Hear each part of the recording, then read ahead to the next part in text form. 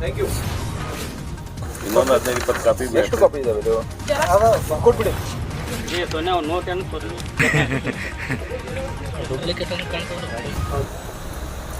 ಇತ್ತೀಚೆಗೆ ಬಿಜಾಪುರ ಡಿಸ್ಟ್ರಿಕ್ಟಲ್ಲಿ, ವಿಜಯಪುರ ಜಿಲ್ಲೆಯಲ್ಲಿ ಮತ್ತು ವಿಜಯಪುರ ನಗರದಲ್ಲಿ ಕೆಲವು ಕಳ್ಳತನ ಪ್ರಕರಣಗಳು ರಿಪೋರ್ಟ್ ಆಗಿವೆ.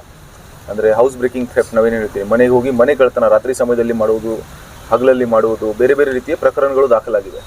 ಈ ಎಲ್ಲ ಕಳ್ಳತನ ಪ್ರಕರಣವನ್ನು HBT ಕೇಸಸನ್ನು ತಡೆಗಟ್ಟಲಿಕ್ಕೆ ನಾವು ಒಂದು ವಿಶೇಷವಾಗಿ ಕೆಲವು ಪ್ರಯತ್ನವನ್ನು ಮಾಡ್ತಾ ಇದ್ದೀವಿ. ಅಂದರೆ ರಾತ್ರಿ ಹೊತ್ತಿಗೆ ಚೆಕ್ ಪಾಯಿಂಟ್ ತೆರೆದು ಅಲ್ಲಿ ನಾಕಾಬಂದಿ ಮಾಡಿ ಸಂಶಯಾಸ್ಪದ ರೀತಿ ತಿರುಗಾಡ್ತಿರುವಂಥ ವ್ಯಕ್ತಿಗಳನ್ನು ಚೆಕ್ ಮಾಡಿ ಅವರ ಮೇಲೆ ಏನೋ ಸಂಶಯಾಸ್ಪದ ಇದ್ದರೆ ಮುಂದಿನ ವಿಚಾರಣೆ ಮಾಡಿ ನಮ್ಮಲ್ಲಿ ರೆಕಾರ್ಡಲ್ಲಿ ಸಿಕ್ಕಿದ್ದಲ್ಲಿ ಅಂಥವರಿಗೆ ಸಹ ನಾವು ಚೆಕ್ ಮಾಡ್ತೀವಿ.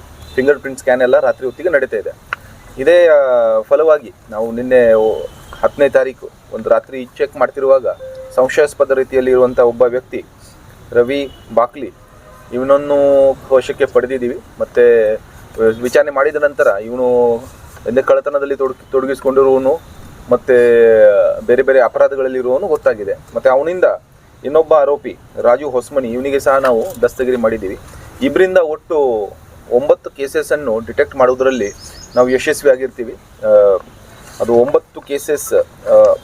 ಅದರಲ್ಲಿ ಬಸವರಾಜ್ ಅವನ ಕಡೆಯಿಂದ 57.5 ಗ್ರಾಮ್ ಬಂಗಾರದ ಆಭರಣಗಳನ್ನು ಜಪ್ತಿ ಮಾಡಲಾಗಿದೆ.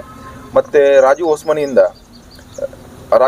ಮತ್ತು ಇಬ್ಬರು ಸೇರಿ ಒಟ್ಟು 666 ಗ್ರಾಮ್ ಬಂಗಾರದ ಆಭರಣಗಳು ಮತ್ತು 190 ಗ್ರಾಮ್ ಬೆಳ್ಳಿ ಆಭರಣಗಳು, 21,000 ರೊಕ್ಕ ಹಣ, ಒಟ್ಟು ಸೇರಿ 42,30,000 ಅಷ್ಟು ಬೆಳೆ ಬಾಳುವ ಸ್ವತ್ತುಗಳನ್ನು ವಶಪಡಿಸುವುದರಲ್ಲಿ ನಮ್ಮವರು ಪೊಲೀಸ್ ಗೋಲ್ಗುಂಬ ಚಾರ್ಲಿ ನೇತೃತ್ವದಲ್ಲಿ, ಗೋಲ್ಗುಂಬ ಸರ್ಕಲ್ ಇನ್ಸ್ಪೆಕ್ಟರ್ ನೇತೃತ್ವದಲ್ಲಿ ಇರುವಂಥ ತಂಡ ಯಶಸ್ವಿಯಾಗಿರ್ತಾರೆ.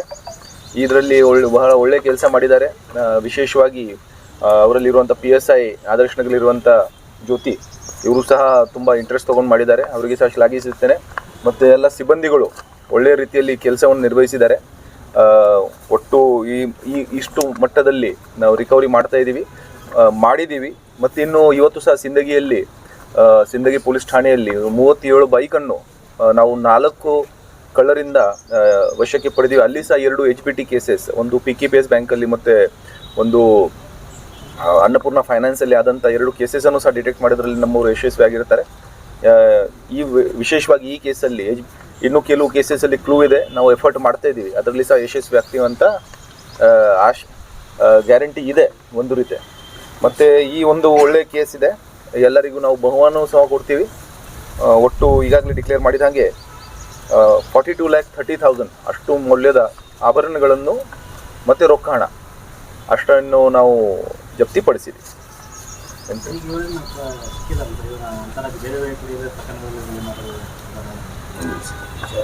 ನೋಡಿರಿ, ಇದರಲ್ಲಿ ಈಗಾಗಲೇ ಈ ಸದ್ಯಕ್ಕೆ 9 ಕೇಸಸ್ ನಾನು ಹೇಳಿದಾಗೆ ಅಷ್ಟು ಕೇಸಸ್ ನಮಗೆ ಗೊತ್ತಾಗಿದೆ.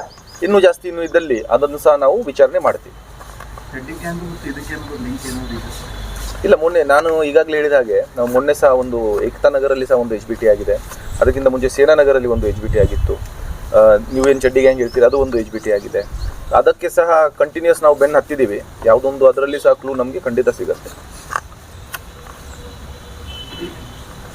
ಆಯ್ತಾ?